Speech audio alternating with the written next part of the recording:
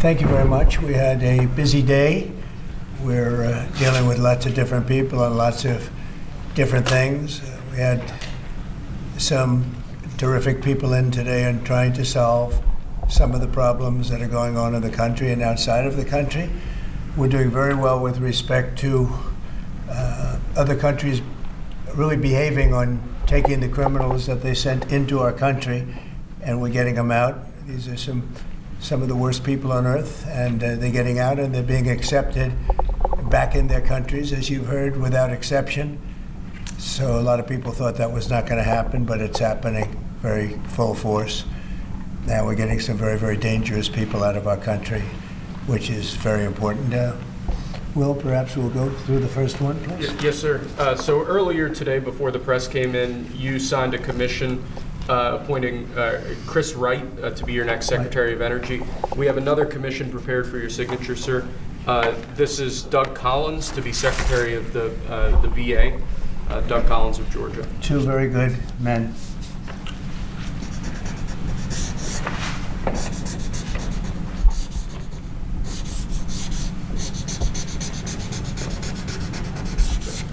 Okay. Thank you, sir. Next up, in light of numerous actions taken by a number of bodies of the United Nations, which exhibit a deep anti-American bias, we have an executive order prepared for your attention that would withdraw the United States from the UN Human Rights Council, would withdraw the United States from the UNRWA, which is a refugee organization, and would also review American involvement in UNESCO, which has also exhibited anti-American bias. More generally, the executive order calls for a review of American involvement and funding in the UN in light of the wild disparities in levels of funding among different countries that, as you've expressed previously, is deeply unfair to the United States.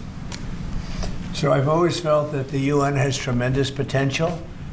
It's not living up to that potential right now. It really isn't, hasn't for a long time. It has, there are great hopes for it, but it's not being well run, to be honest, and they're not doing the job. A lot of these conflicts that we're working on should be settled, or at least we should have some help in settling them. We never seem to get help. That should be the primary purpose of the UN, the United Nations, and again, it's got great potential, and based on the potential, we'll continue to go along with it, but they got to get their act together.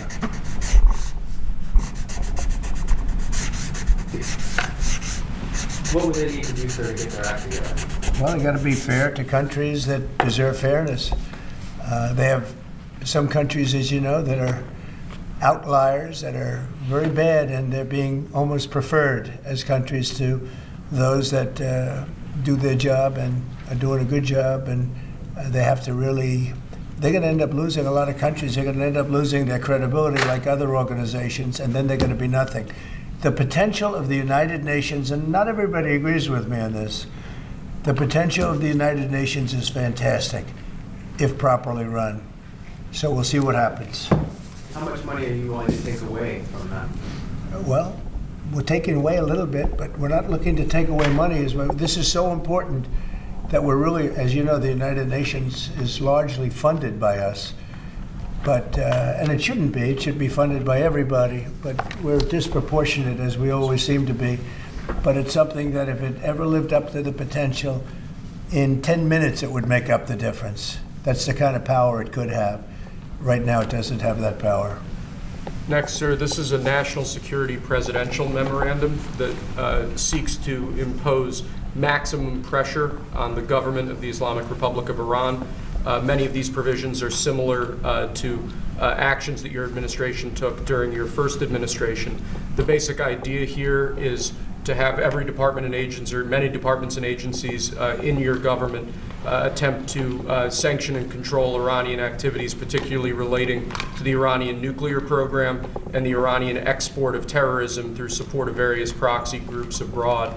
And the intent here is to give you all of the possible tools to, I'd say, engage with the Iranian government to ensure that going forward they're less of a malign actor on the world stage.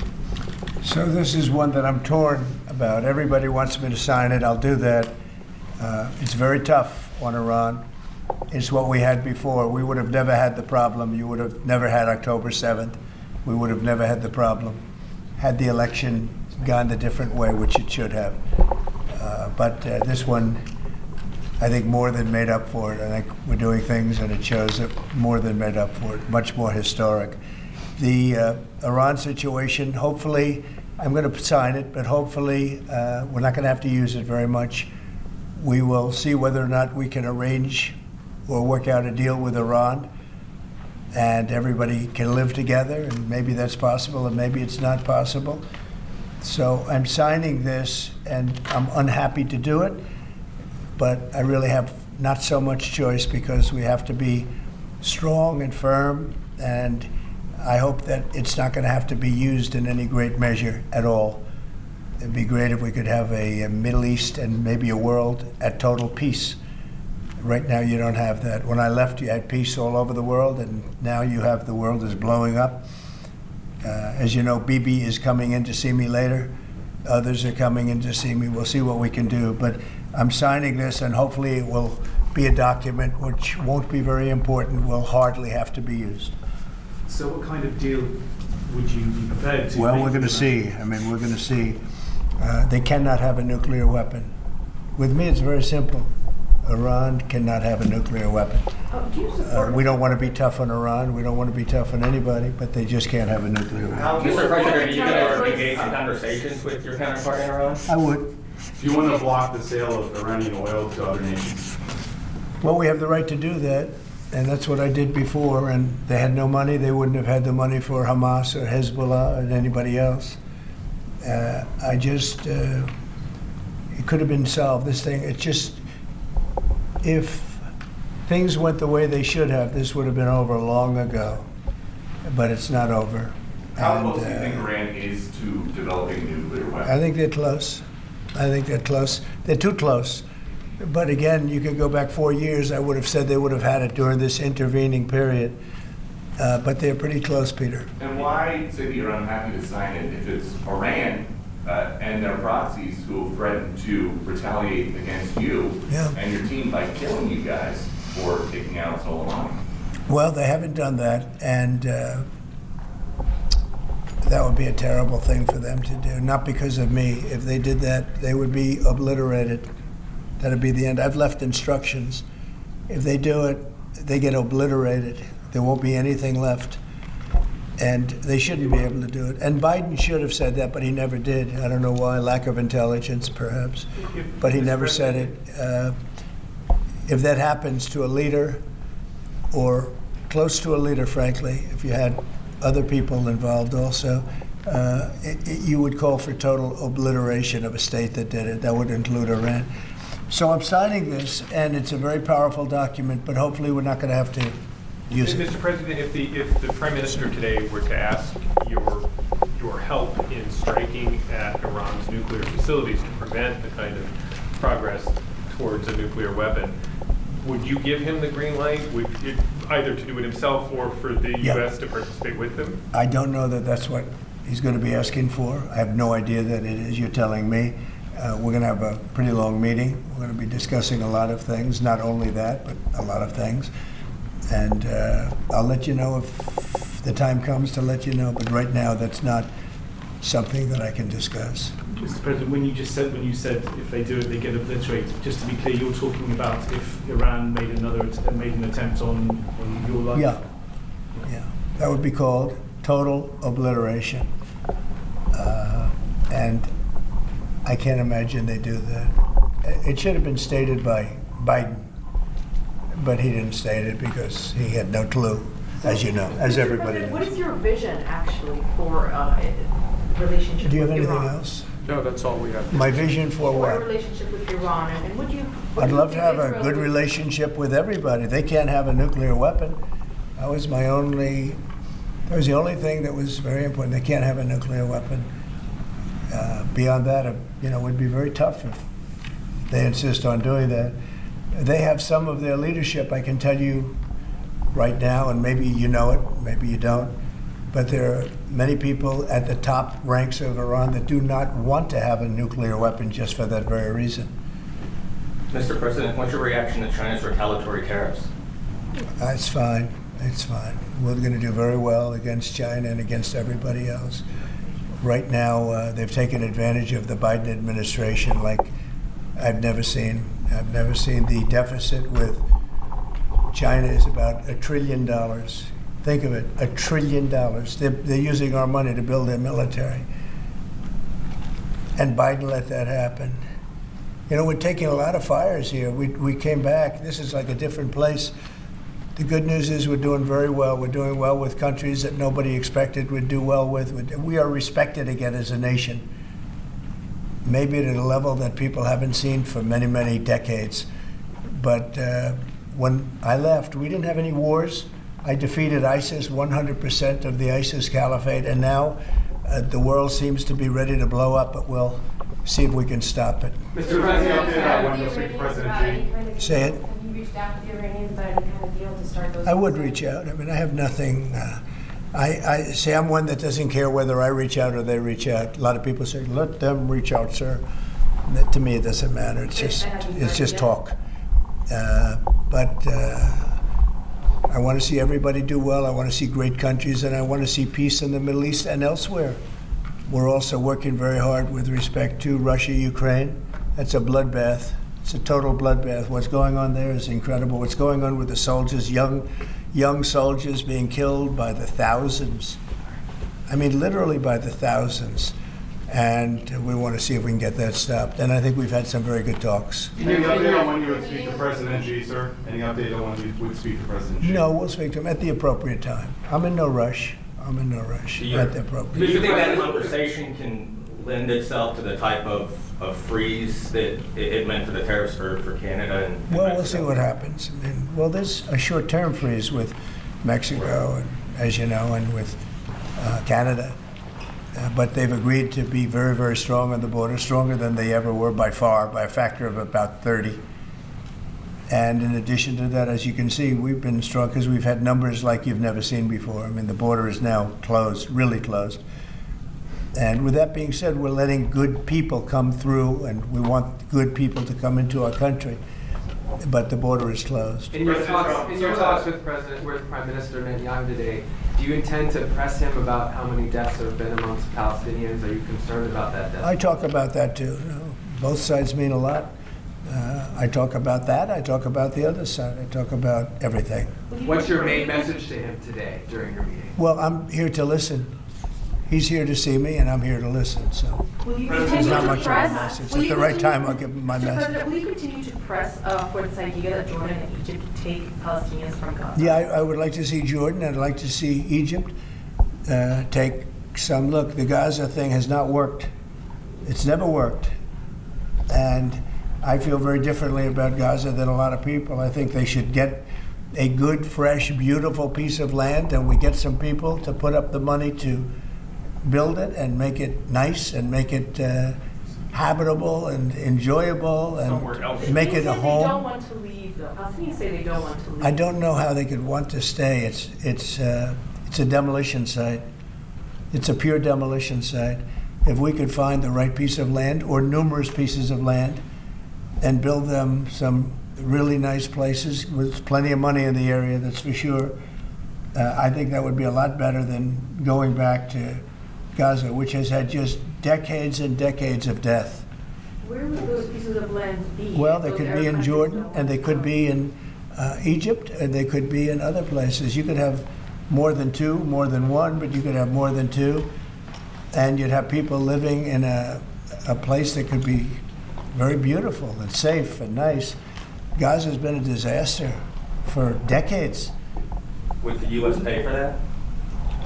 I don't think the UN would pay, but I think there's plenty of people that would in the area. They have a lot of money. They certainly have a lot of money. Some of the countries over there that'd like to see it. I know that Saudi Arabia wants to see peace. I can see that. And many of the countries there, as far as I'm concerned, they all want peace. I think, maybe I'm wrong on this, but I think Iran would like to see peace too. They've had enough. Don't you think they've had enough? But the leaders of Egypt and Jordan have said bluntly they have no interest in doing this. Well, they may have said that, but a lot of people said things to me. They said they wouldn't take anybody back in Venezuela, and right now they're flying them right back into Venezuela. And a lot of people, and they're doing the right thing in Venezuela. The Panama Canal is an active discussion right now, and they said things about that. And virtually everything that's been said has been incorrectly stated based on the result. Does that amount to forcibly displace, or wouldn't that amount to forcibly displacing those people from Gaza? I don't think so. I think if they had the opportunity, they'd love, if they had an alternative to Gaza. They have no alternative right now. I mean, they're there because they have no alternative. What do they have? It is a big pile of rubble right now. I mean, have you seen the pictures of it? Have you been there? It's terrible to live. Who can live like that? And very dangerous. There's shooting all over the place. There's bombing all over the place on both sides. Now, I would think if they had an option of moving to an area, either in a large group or various smaller groups, and take care of the close to 2 million people, I would think that they would be thrilled to do it. They have no, when you say about the Gaza Strip, they don't have an option. To be clear, you say they'd be thrilled. It's very dangerous. They'd be thrilled to leave Gaza. Oh, I think they'd love to leave Gaza if they had an option. Right now, they don't have an option. What are they going to do? They have to go back to Gaza. But what is Gaza? There's practically not a building standing. And they're very dangerous. Those buildings are shifting and they're falling down all over the place. And there's gunfire all over. It's going to be that way for a while. Mr. President, wouldn't it have made more sense to evacuate people while the war was ongoing rather than now when there's a ceasefire? Which is what you're talking about? When it was more dangerous when there were strikes overhead than now. Well, the strikes could start tomorrow. There's not a lot left to strike. Exactly. It's a demolition site.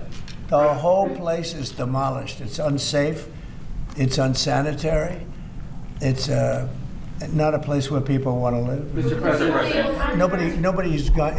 They have no alternative but to go back. If we gave them an alternative of living in a beautiful open place with some, nice quarters there, nice housing of sorts, and we have the money in the Middle East to build that. Do you support Israelis actually moving back and creating stuff? Not necessarily. No, I just support cleaning it up and doing something with it. But it's failed for many decades.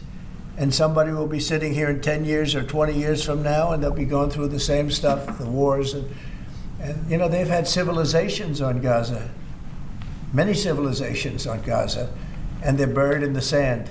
Secretary It Rubio. doesn't seem to work. Secretary. Thank you, sir. On Elon Musk, how often are you talking to him? And have there been ideas that he's brought to you that you said, oh, no, wait a minute, this is going a little too far? Oh, many ideas, but look, he's done a great job. Look at all the fraud that he's found in this U.S. AID. It's a disaster what the people, radical left lunatics, they have things that nobody would have even believed. The whole thing with $100 million spent on you-know-what, with money going to all sorts of groups that shouldn't deserve to get any money, with the money. I'd like to see what the kickbacks are. How much money has been kicked back? Who would spend that kind of money to some of the things that you read about and I read about and I see every night on the news and every morning when I read the papers? Who would spend money for that? I would say this, the people that got all that money, are they kicking it back to the people that gave it from government? No, that's, to me, very, very corrupt. The real question is, how much of a kickback has there been? And one of the things I want to investigate rapidly, because I've never seen anything to this extent, the train that's being built between Los Angeles and San Francisco is the worst managed project I think I've ever seen, and I've seen some of the worst. Billions and billions, hundreds of billions of dollars over budget. In fact, I read where you could take every single person that was going to go on the train and get the finest limousine service in the world and take them back and forth with limousines, and you'd have hundreds of billions of dollars left over. It is the worst thing, and we're going to start an investigation in that because it's not possible. I built for a living, and I'd build on time, on budget. It's impossible that something could cost that much. And now it's not even going to San Francisco, and it's not going to Los Angeles. They made it much shorter. So now it's at little places way away from San Francisco and way away from Los Angeles. No, we're going to start a big investigation on that because I've never seen anything like it. Nobody has ever seen anything like it. The worst overruns that there have ever been in the history of our country. And it wasn't even necessary. I would have said, you don't buy it. You take an airplane. It costs you $2. It costs you nothing. You take an airplane. But this got started, and if you have to, you drive. You can drive.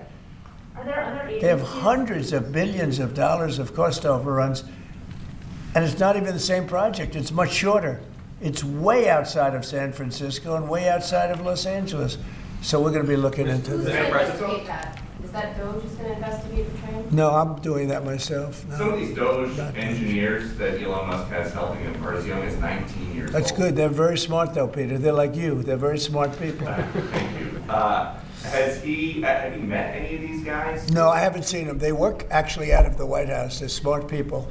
Unlike what they do in the control towers, where we need smart people, we should use some of them in the control towers where we were putting people that were actually intellectually deficient. That was one of the qualifications, is you could be intellectually deficient. No, we need smart people. Some are young and some are not young. Some are not young at all. But they found great things. Look at the list of things. Maybe I'll do it tomorrow. I'll read off a list of 15 or 20 things that they found inside of the USAID.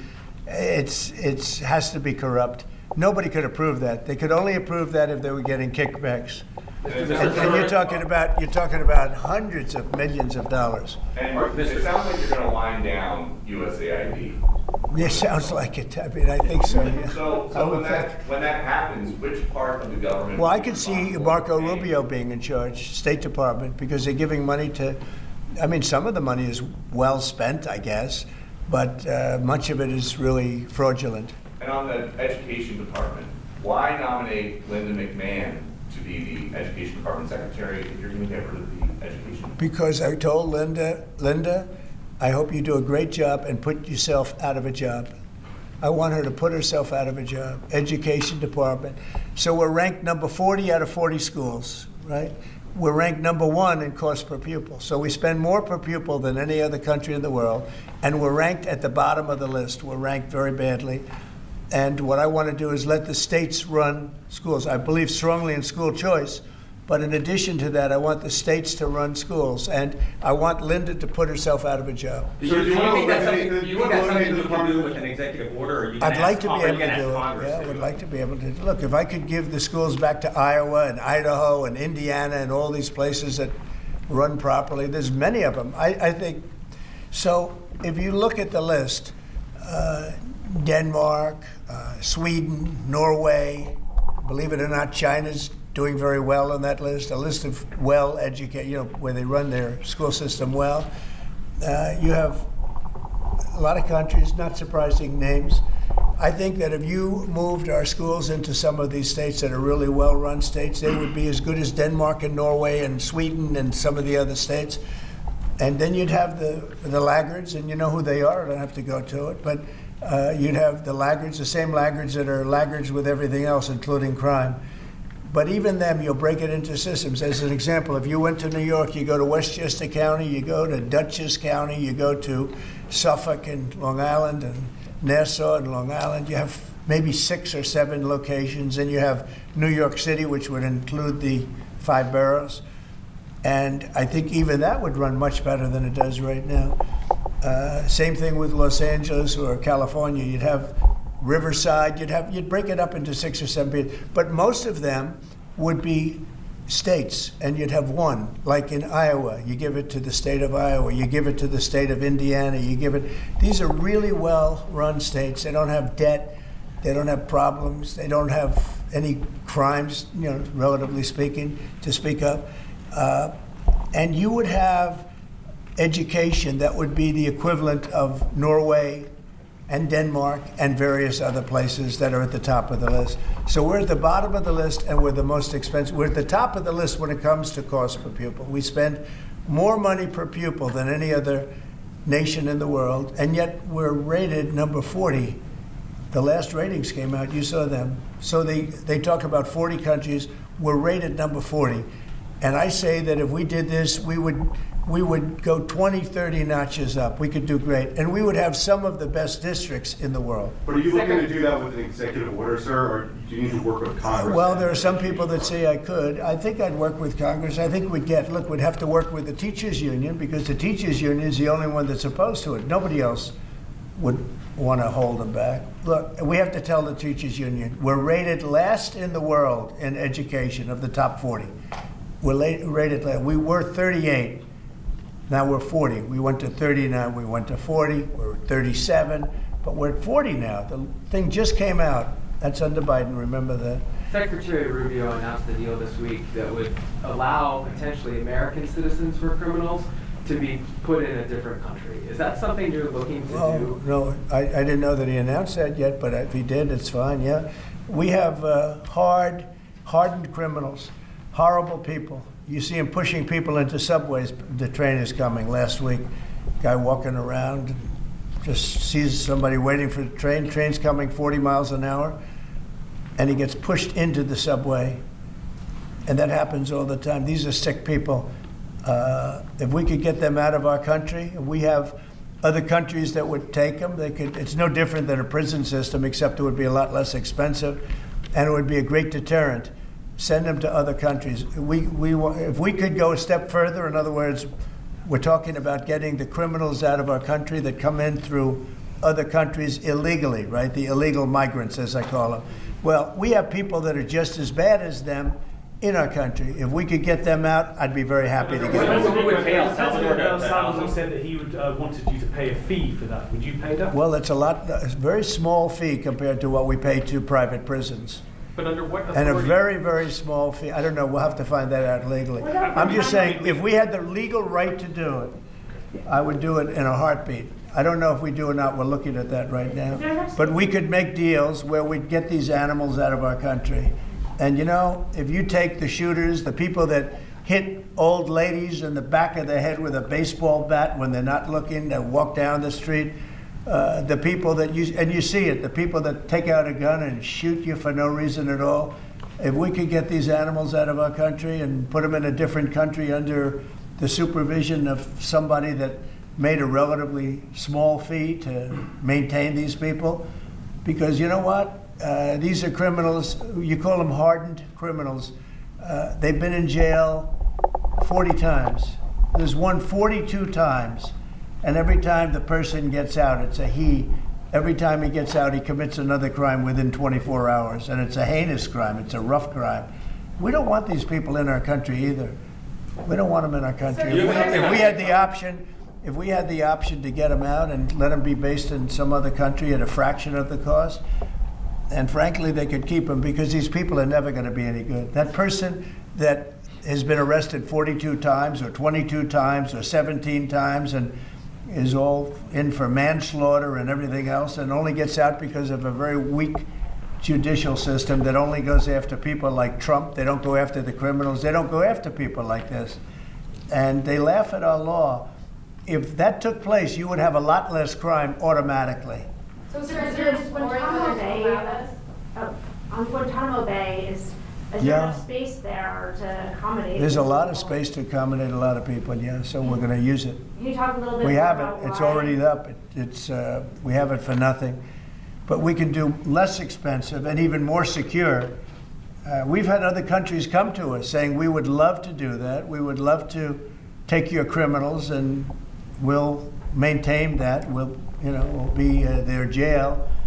And I'm only talking for the most severe cases. Like, I watched that guy on tape pushing the man into the subway last week. That man that did that is a real bad guy. Many, many arrests. And do you think you're going to convince him someday to be good and a wonderful citizen for our country? It's never going to happen. I want to get those people out. I'd love to get them out along with the illegal migrants. The migrants are rough, but we have some bad ones too. I'd like to get them out. It would be all subject to the laws of our land, and we're looking at that to see if we can do it. What Mr. other President? countries have offered to take American citizens? Say it? What other countries have offered to take these Americans? Numerous, many. And Marco brought it up today. I'm glad he did, because a lot of people are thinking it. When I watch some of the crimes being committed in New York City and Chicago, look at Chicago, the volume of crime that they have, and the viciousness of the crime. These people are horrible people. And if somebody thinks they're going to be wonderful citizens someday, they're wrong. It's not going to happen. It's not going to happen. They're bad. These are hard, tough criminals. In many cases, they're crazy. They're absolutely crazy. But they're very dangerous. If I could get them out of the country and be in some other country where they're glad to have them because they make a small fee compared to what we'd pay to a private prison, or to, put them in one of our prisons that costs even more money, I think it would be great. I'd love to get them the hell out of our country. Thank you very much, everybody. President Trump, we won the Super Bowl. Thank you. I don't want to say, but there's a certain quarterback that seems to be a pretty good winner. And just last one, because you mentioned it many times. What do you think about Joe Biden signing on with the talent agency? You got to be kidding. He signed on with a talent agency? Yes, he's got some entertainment agents now. I think he's got bigger problems than that. I really do. I think he's got much bigger problems than that, but I wish him well. We inherited a mess. This place is a mess, but it's quickly being solved, the problem. We're going to make America great again. Thank you very much, everyone. Thank you, guys. Thanks, guys. Thank you.